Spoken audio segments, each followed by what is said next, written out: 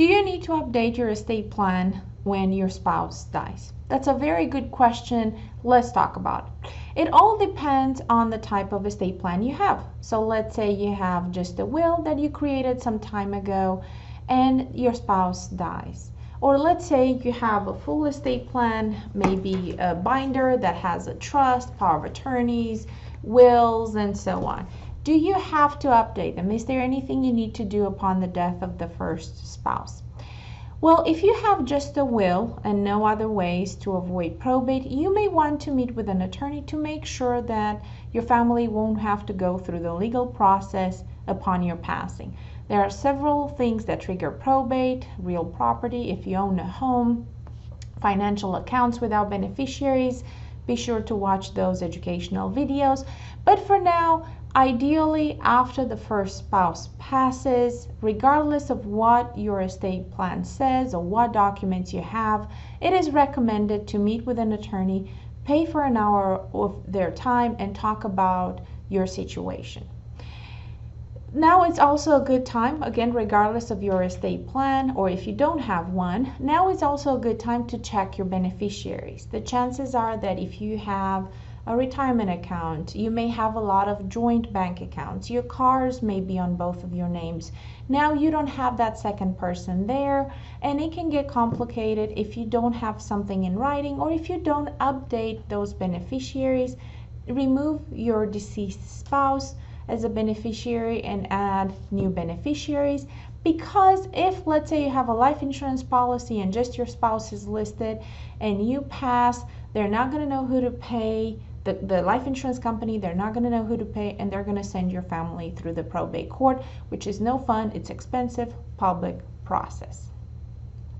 Now, if you have an estate plan, again, this is the folder that we usually have. Let's look through some of the documents and let's talk about if you need to update something or if there's anything you need to do. So for example, most estate plan binders start with power of attorneys, medical, financial, also maybe an advance directive, a HIPAA release. Usually, if you're married, your spouse is your first choice. And then let's say you may have the kids or a friend or a cousin as a second alternate. If you look through your documents and your spouse is first and then you have an alternate that you're still happy with, you don't necessarily have to do much. You can just let it be, because the document usually provides that if the first person, your first option, your spouse, is unable to serve, then the alternate automatically comes to serve. If you don't like your second option, or maybe they're not interested in serving anymore, or maybe they're sick themselves or something, then yes, see an attorney and update your power of attorneys, because if you don't have one, or if the people you have listed died before you, or they are not willing to serve, it's like you don't have it, and then again your family will have to go through the court system if you become unable to make decisions. So that's a consideration. Look over the documents, see what you have. The wills, if you're still happy with what it says, I want to say 95% of the wills, if not 100, most wills say, let's say I give everything to my spouse. If my spouse predeceases, then this. So they usually incorporate the idea, the thought that maybe your spouse will die before you.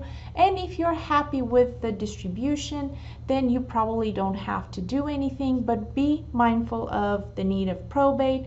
Yes, you may pay a little bit now, but your family won't have to go through the court system when you die, which is a really, really big deal. That's one way to show your love for them.